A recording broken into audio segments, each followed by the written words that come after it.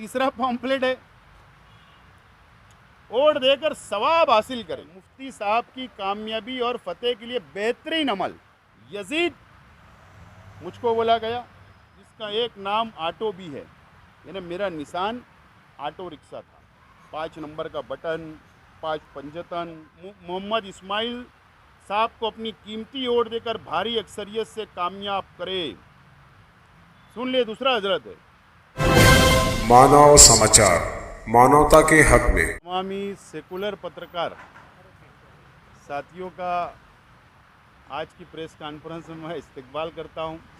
जानबूझकर सेकुलर अल्फाज का इस्तेमाल किया हूं मैंने, क्योंकि जिस तरीके से मुल्कों के अंदर दो सोच के लोग हैं, इसी तरीके से मीडिया के अंदर भी दो सोच के लोग नज़र आ रहे हैं। इसके लिए सेकुलर लफ्ज़ का इस्तेमाल जानबूझकर किया हूँ।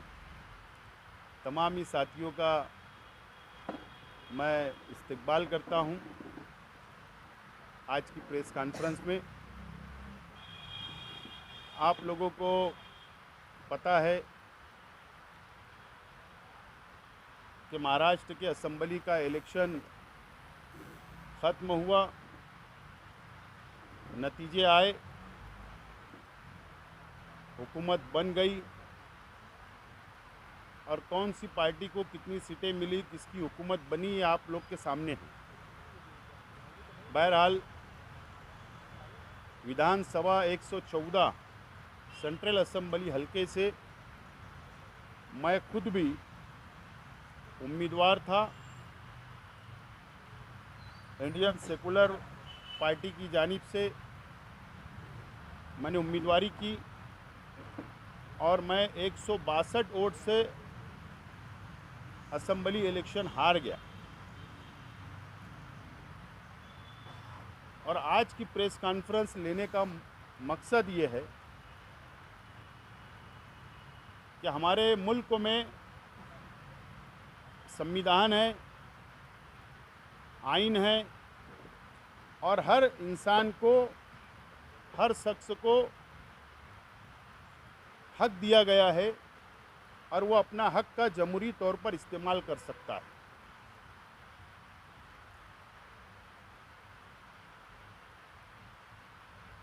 (1951) का एक्ट है,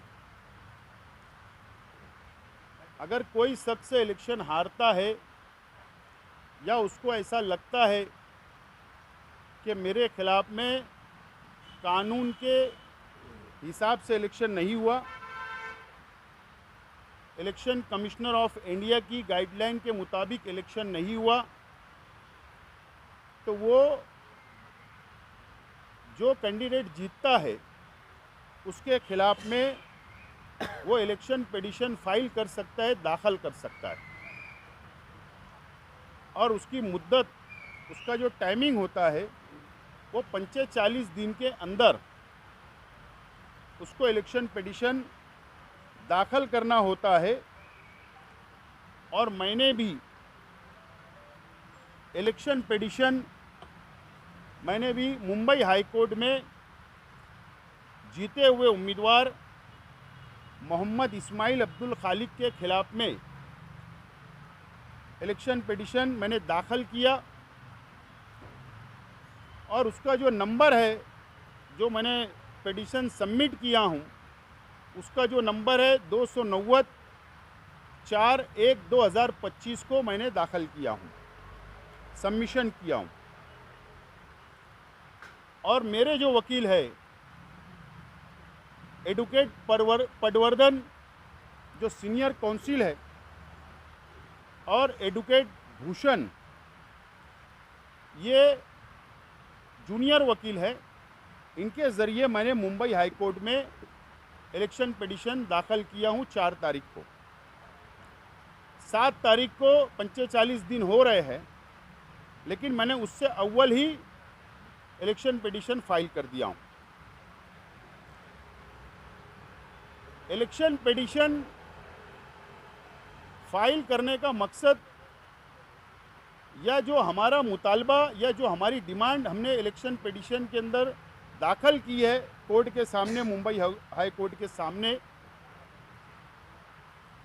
जिस दिन झारखंड और महाराष्ट्र का इलेक्शन डिक्लेयर हुआ, इलेक्शन कमिश्नर ऑफ इंडिया ने डिक्लेयर किया, उसी वक्त आचार संहिता जिस रोज डिक्लेयर हुई उसी वक्त एक प्रेस नोट भी इलेक्शन कमिश्नर ऑफ इंडिया ने डिक्लेयर किए अपने साइट के ऊपर, और उसमें गाइडलाइन डिक्लेयर की गई। और वो जो गाइडलाइन थी, वो गाइडलाइन के अंदर साफ तौर पर ये लिखा हुआ था कि मज़हब की बुनियाद पर, धर्म की बुनियाद पर वोट नहीं मांगी जा सकती, साफ तौर पर लिखा हुआ था। और कानून भी है, कई सुप्रीम कोर्ट के जजमेंट भी है, मज़हब की बुनियाद पर वोट नहीं मांगी जा सकती, धर्म की बुनियाद पर वोट नहीं मांगी जा सकती। जजमेंट भी सुप्रीम कोर्ट और कई हाई कोर्ट के जजमेंट भी आ चुके हैं। आज के जो एमआईएम के एमएलए है जिनके खिलाफ में मैंने इलेक्शन पिटीशन दाखिल किया हूं, उनके अपने स्टेट से आचार संहिता के बीच में, जिस रोज से आचार संहिता लगी और जहां पर आचार संहिता खत्म हुई या पेटी बंद हुई, उस पीरियड में जो एक्टिविटीज़ एमआईएम पार्टी की तरफ से की गई, उम्मीदवार की तरफ से की गई, और उनके स्टेट से जिन जिन लोगों ने तकरीरें की मज़हब की बुनियाद पर, हमने उसको बेस बनाकर, मुद्दा बनाकर हमने इलेक्शन पिटीशन फाइल की है। मैं उन तमाम ही लोगों का नाम नहीं लूँगा यहाँ पर, क्योंकि इलेक्शन पिटीशन में वो तमामी मटेरियल, तमामी सबूत हमने मुंबई हाई कोर्ट में दाखिल की है, और मुंबई हाई कोर्ट की तरफ से उन लोगों को नोटिस निकलेगी, उनको पिटीशन उनको मिलेगी, तो उसके अंदर बिल्कुल वाज़ेह हो जाएगा। इसलिए आज मैं उसके ऊपर कोई ज़्यादा बात नहीं करूँगा, लेकिन क्या क्या हमारे मुतालबात है, क्या डिमांड है, क्या मज़हब का सहारा लिया गया, वो तमाम ही बातें आज मैं आप लोगों के सामने थोड़ी तफसील में रखना चाहूँगा। तफसील में मैं आप लोगों के सामने बात को रखना चाहूँगा।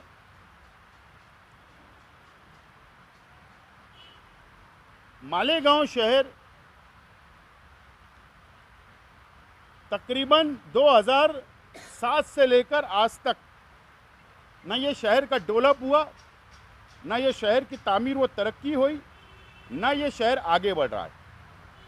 और उसकी बुनियाद है कि मज़हब का इस्तेमाल हर इलेक्शन के अंदर यहाँ पर होता है। 2007 से लेकर आज तक मज़हब का सहारा लिया गया, मज़हब का इस्तेमाल किया गया, इस तरीके से इलेक्शन लड़ा गया और आवाम के जज्बात से खेला गया और वोट हासिल की गई, इक़्तिदार हासिल किया गया, लेकिन शहर का तामीर व तरक्की नहीं हुई। और 2014 से 19 तक मैं एमएलए रहा और मैं विकास और डेवलप के नाम पर वोट मांगा, और जो मैंने वादा किया था वो शहर में मैंने तामीरी काम किए। बहरहाल ये शहर को इस इलेक्शन में एक मर्तबा फिर मज़हब के सहारे और मजहबी बातों के सहारे ये शहर की आवाम को गुमराह किया गया और वोट हासिल कर ली गई और कामयाबी हासिल की गई। आप एक बात समझ लीजिए, मैं मुसलमान हूँ, मैं ईमान वाला हूँ। मेरे सामने जितने कैंडिडेट थे जो बैलेट पेपर पर रिकॉर्ड पर थे, आप बात समझ लीजिए, बैलेट पेपर पे थे, वो तमाम ही उम्मीदवार मुसलमान थे। कोई भी हमारा हिंदू भाई उसके अंदर नहीं था, सब मुसलमान थे। लेकिन तकरीरें ऐसी की गई, ऐसा मज़हब का सहारा लिया गया कि एक अल्लाह, एक रसूल, एक कुरान को मानने वाले के अंदर भी छोटा और बड़ा बताया गया। मैं पक्का मुसलमान, ये कच्चा मुसलमान। उसके अंदर भी फ़र्क किया गया। ये इलेक्शन ये शहर ने देखा, ये शहर को गुमराह किया गया। आप इत्मीनान से समझ लीजिए, हर शहर की आवाम एक साथ जमा होकर किसी सियासी पार्टी का जलसा नहीं सुनती, या आप लोगों के यूट्यूब चैनल के ऊपर जो तकरीरें आती वो सब नहीं सुनते। उनको अलग अलग तरीके से गुमराह किया गया, अलग अलग स्टेज लगाकर। मिसाल के तौर पर एक हजरत थे, एक मुकर्रिर थे उनके, वो ये बोलते हैं कि लश्कर वाली ईदगाह के खतीब व इमाम इमामत करते हैं, और मैं जानता हूं कि मालेगांव से कम 1.5 लाख तबका आपके पीछे नमाज पढ़ता है कि नहीं, बताओ मुझे हाथ उठाकर। तकरीर में बोला गया,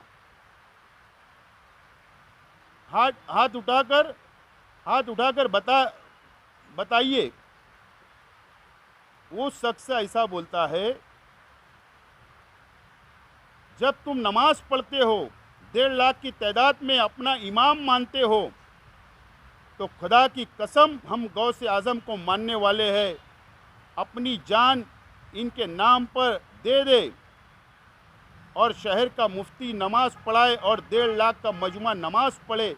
आज वोट के लिए आओ, और इसे बोलना पड़ता है कि शर्म करो, शर्म करो, शर्म करो। मालेगांव के गयूर मुसलमानों, तुम नमाज पढ़ते हो, इनके पीछे अपना इमाम मानते हो। आज कसम खा लो, हमारे एक एक वोट मुफ्ती इस्माइल साहब की निशानी पतंग को पड़ेगी, पतंग पर पड़ेगी। नहीं मुझे बताओ, हाथ उठाए। ऐसे मत इमाम मानना, इमाम है, इमाम मानता, ऐसे हम सुनेंगे। अपना कायद मान लो। और वो आगे वो शख्स से बोलता, बहुत लंबी है, 1.5 लाख नमाजी शहर के पीछे नमाज पढ़ते। उसमें जैसी तकरीर वैसी हमने लिखा, तब कैसे जीतेगा ये मुझे बताओ। अगर जीत गया मैं या मुखालिफ उम्मीदवार जीत गए, तो खुदा की कसम हम तुम सबको कहेंगे कि इनके पीछे नमाज पढ़ने वाले सच्चे मुसलमान नहीं है। इस तरीके की तकरीर की गई। यानी 1.5 लाख लोग नमाज पढ़ते हो तो कसम खा लो, मैं शॉर्ट में बोल रहा हूँ, कसम खा लो और उनको वोट दे दो। अगर आपने वोट नहीं दिया तो आप सच्चे मुसलमान नहीं होगे। इस तरीके की तकरीर की गई एक उनके स्टेट से, एमआईएम के स्टेट से आचार संहिता में, और इस तरीके से मुसलमानों को वर्गलाया गया और एक मजहबी मुकामात के एक इमाम के ताल्लुक़ से बताकर वोट हासिल की गई। इस तरीके की भी तकरीरें की गई। नंबर 1, मैं इसलिए ये तफसील आज बताना चाहता हूँ कि मेरी शहर की माँ बहनें, मेरे शहर के नौजवान और मेरे शहर की आवाम इस प्रेस कॉन्फ्रेंस के ज़रिए, यूट्यूब चैनल के ज़रिए, अखबारात के ज़रिए ये समझे, सुने और फ़ैसला करे कि आपको किस तरीके से जज्बात में लाकर आपके जज्बात से मजहबी नाम पर खेला गया, मज़हब की बुनियाद पर वोट मांगी गई, ये समझिए, और धोखा दिए गए शहर की आवाम को। इसलिए मैं तफसील बता रहा हूँ। एक और हजरत है, आप लोग 20 नवंबर को होने वाले असेंबली चुनाव में एमआईएम के जो उम्मीदवार है मुफ्ती मोहम्मद इस्माइल साहब को अपनी कीमती वोट देकर भारी अक्सरियत से कामयाब करें। सुन ले, दूसरा हजरत है, इनकी निशानी पतंग है, 5 नंबर की बटन। याद रखना, हम 5 टाइम की नमाज पढ़ते हैं। 5 इस्लाम के 5 अरकान हैं, वो 5 अद और 5 पंजतन हैं। और मैं अल्लाह रब्बुल इज़्ज़त से दुआ गो हूँ कि अल्लाह 5 पंजतन के सदक़े में मुफ्ती इस्माइल साहब को कामयाब अता करे। इस तरीके की बातें की गई। 5 नंबर का बटन, 5 पंजतन, 5 फ़राइज़, इस तरीके से मज़हब का सहारा लिया गया।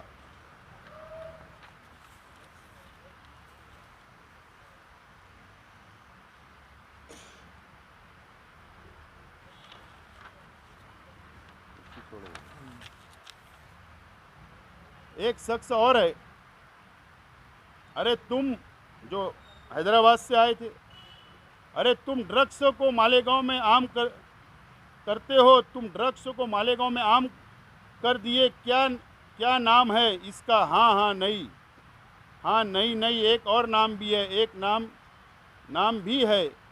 हाँ, ये ड्रग्स का क्या बोलते हैं, ड्रग्स को क्या बोलते हैं? हाँ, बहुत से नाम है, इसका एक नाम ऑटो भी है। यानी मेरा निशान ऑटो रिक्शा था, ऑटो भी है। मालेगांव में आप देख लीजिए, ड्रग्स कौन आम कर रहा है, पुलिस जानती है। ड्रग्स का कारोबार कौन कर रहा है, बच्चे की ज़िंदगियां कौन बर्बाद कर रहा है, बर्बाद कर। तुम ऐसे शख्स नामोद रिसालत में आगे नहीं बढ़ा जो शख्स यजीदियों की तरह, क्या ये बेहो कर रहा है, बेहो कर रहा है, गोली चलाने वाले का साथ दे रहे हैं, जो शख्स तो वक्फ की जायदाद को ख़त्म करने वालों का साथ दे रहा है। यजीद मुझको बोला गया, मेरी निशान ऑटो थी, मुझे ड्रग्स को आम करने वाला बोला गया। ठीक है, ड्रग्स, नशा, ये पुलिस के रिकॉर्ड में शेख आसिफ के ऊपर एक भी क्रिमिनल केस नहीं है। लेकिन सबसे अहम चीज़ है कि यजीद बोला गया, जो तारीख के अंदर यजीद का किरदार क्या है, ये हर मुसलमान, हर ईमान वाला जानता है। इस तरीके का सारा मज़हब का लिया गया। मैं आज जो उम्मीदवार थे, जो एमएलए है, ठीक है ना, हम लोग स्टेज पर भी बोलते थे, हम आज भी मानते हैं, कल भी मानेंगे। बीमारी हर इंसान को है, बीमारी का आना, बीमार होना, शिफा अल्लाह ताला देते हैं, इलाज भी होता है, ये एक अलग पार्ट हर इंसान के साथ लगा हुआ है। लेकिन ये आए और उन्होंने पूरी तकरीर रौनकाबाद के जलसे के अंदर, और मैं ऐसा मानता हूं कि इंसानी तारीख में अगर मौत का सबसे ज़्यादा ख़तरनाक वाक़या अगर पेश आया है तो वो हमारे आका जनाब रसूलुल्लाह सल्लल्लाहु अलैहि वसल्लम की वालदा माजिदा हज़रत आमना रज़ी अल्लाह ताला अन्हा का था। इन्होंने पूरी तारीख उस वक्त की बताकर एक तरीके से मुसलमानों को जज्बाती करने का काम और मजहबी टच करने का काम किया, और वह ऐसा बताने की कोशिश कर रहे थे कि जैसा उधर हुआ है वैसा मेरे साथ भी हुआ, ऐसा हमको लगता है, अंदाज है। तो ये जो बातें हैं, ये डोला तामीर व तरक्की पे होना चाहिए था कि पूरी तारीख बताने की, इस्लाम की तारीख बताकर वोट को हासिल किया गया, लोगों को वर्गलाया गया। ये बहुत लंबी है। और एक शख्स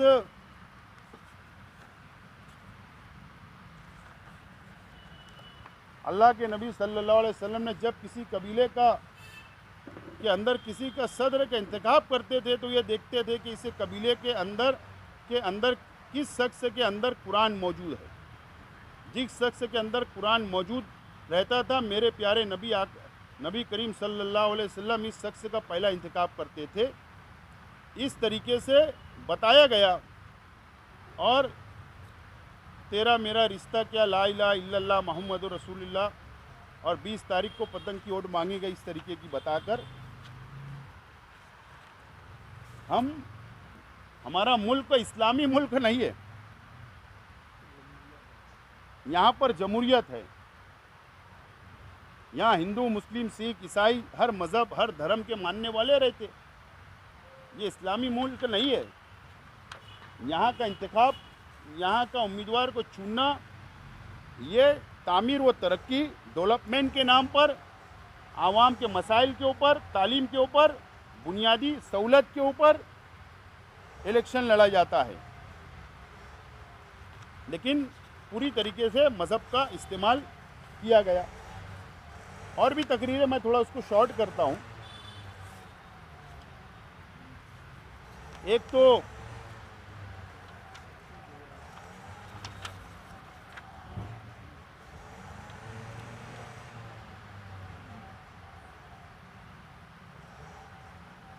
एक पॉम्पलेट निकाला गया इलेक्शन के वक्त में, एक पॉम्पलेट निकाला गया इलेक्शन के वक्त में, मुफ्ती साहब की कामयाबी और फतेह के लिए बेहतरीन अमल। सबसे पहले पाक साफ होकर वज़ू करके काबा शरीफ की तरफ रुख करके बैठे और सफ़ लगाकर बैठे, और इसके बाद 100 मरतबा दरूद इब्राहिम पढ़े। ये पॉम्पलेट है।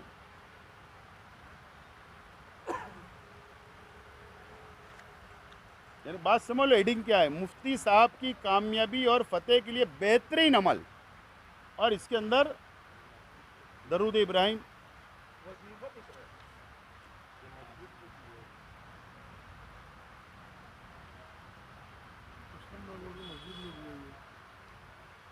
और इसकी फिर तर्जुमा भी लिखा गया है। इस तरीके का पॉम्पलेट तकसीम किया गया, लेकिन इस पॉम्पलेट की वो कहाँ तकसीम हुआ, कैसे तकसीम हुआ, हमारे पास सबूत है, और उस सबूत हमने पिटीशन के अंदर फाइल की है। ये पॉम्पलेट तकसीम हुआ।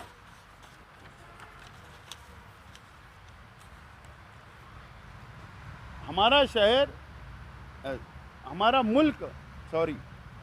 मुल्क जमहूरी मुल्क है। यहाँ पर किसी रियासत में मुल्कों के अंदर 33% आरक्षण, रिजर्वेशन औरतों के लिए भी सियासत में रखा गया। चाहे वो लोकल बॉडीज़ का इलेक्शन हो, चाहे विधानसभा का हो, पार्लियामेंट का हो, सबको आज़ादी है। आदमी हो, औरत हो, सबको आज़ादी है इलेक्शन लड़ने की। एक पॉम्पलेट तकसीम होता है, अपील शहर की बाइज्जत इफराद और मेरी दीनी मेरी माँ बहनों से एक अपील। बुखारी शरीफ की हदीस में है कि वो कौम हरगिज़ फला नहीं कर सकती जिसने अपना सरबरा बड़ा किसी औरत को बनाया है। इस इलेक्शन के अंदर 2 लेडीज उम्मीदवार भी थे, 2 लेडीज उम्मीदवार थे। बुखारी शरीफ के हदीस का हवाला दिया गया और इस तरीके का पॉम्पलेट तकसीम किया गया। ये जमहूरी मुल्क है, ये इस्लामी हुकूमत नहीं है। हिंदुस्तान में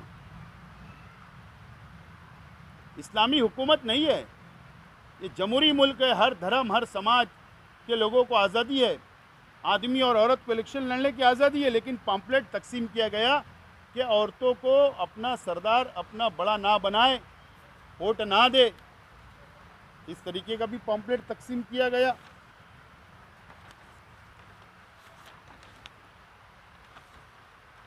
वो भी हमने इलेक्शन पिटीशन के अंदर फाइल किया है।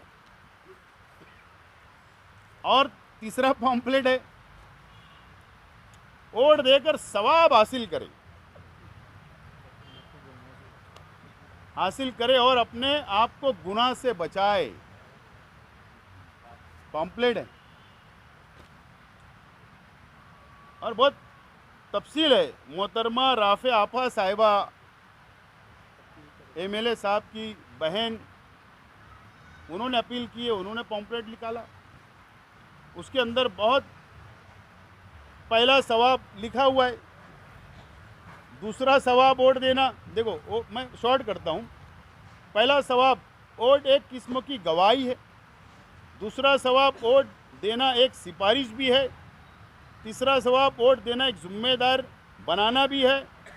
पैसा लेकर वोट देना हराम भी है।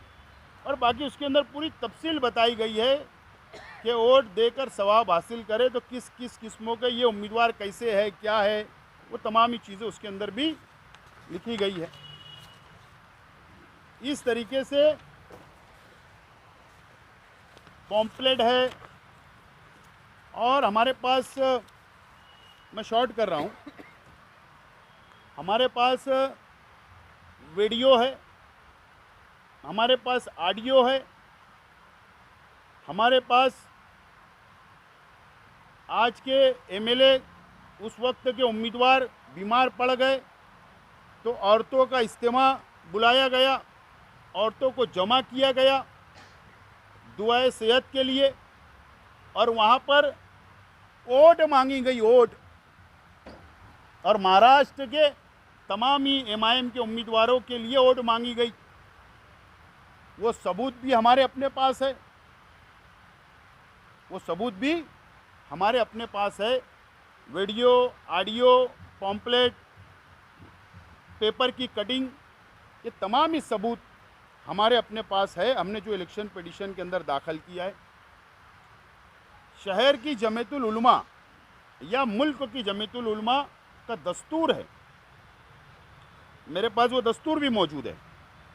मैंने दस्तूर मंगवाया और उसको मुकम्मल पढ़ा, या शायद उसके अंदर लिखा होगा कि भाई वो मुकामी लेवल पर वो किसी उम्मीदवार को हिमायत दे सकते, ऐसे दस्तूर में लिखा होगा।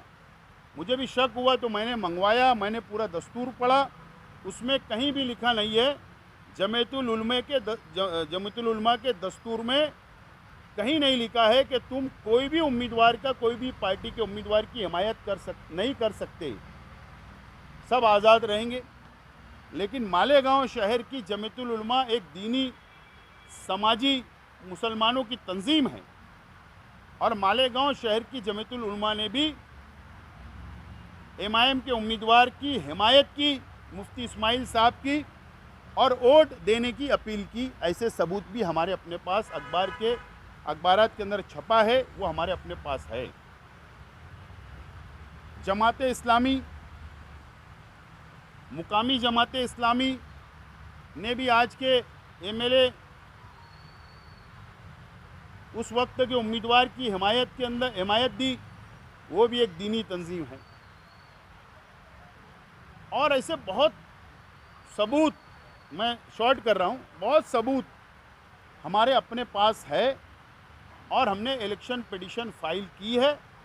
मज़हब की बुनियाद का सहारा लिया गया, मज़हब का इस्तेमाल किया गया, इस तरीके से सबूत के साथ इलेक्शन पिटीशन हमने दाखिल किया। और दूसरा मुतालबा जो इलेक्शन पिटीशन के अंदर जो हमने सबूत दिया है कि मैयत की वोट, जो लोग इंतकाल कर गए, जिनकी आज भी जो असम्बली का इलेक्शन हुआ, उस असम्बली के इलेक्शन के मतदान यादी में, वोटर यादी के अंदर जो लोग इंतकाल कर गए, ऐसे लोगों का भी वोट बचा हुआ था, बाकी था, वो डिलीट नहीं हुआ था, ऐसे लोगों की भी वोट इस इलेक्शन के अंदर गिरी हुई है। उनकी वोट किसी दूसरे आदमी को, दूसरी बहन को खड़ा करके वो वोट डलवाई गई है। इस तरीके के भी सबूत हमारे अपने पास हाथ लगे हैं। वो सबूत लगाकर भी हम लोगों ने कोर्ट के सामने रखा है कि इतनी इतनी वोट, मैयत की वोट गिरी हुई है। और हमने इसके अंदर आज के एमएलए की मेंबरशिप, यानी एमएलएशिप रद्द की जाए, और सेकंड नंबर पर मैं हूं, 162 वोट से मैं हारा हूं, और मुझे डिक्लेयर किया जाए, इस तरीके की हमने डिमांड की है। और इलेक्शन पिटीशन हमने 4 तारीख को फाइल किया है, दाखिल किया है। और हमारे दोनों एडवोकेट, जो एडवोकेट पटवर्धन साहब है, एडवोकेट भूषण मंडलिक साहब है, उनके ज़रिए हमने इलेक्शन पिटीशन फाइल कर दी, दाखिल कर दी है। लेकिन इस तरीके से असम्बली का इलेक्शन इस शहर के अंदर लड़ा गया मज़हब की बुनियाद पर। हमारा मुल्क जमहूरी मुल्क है,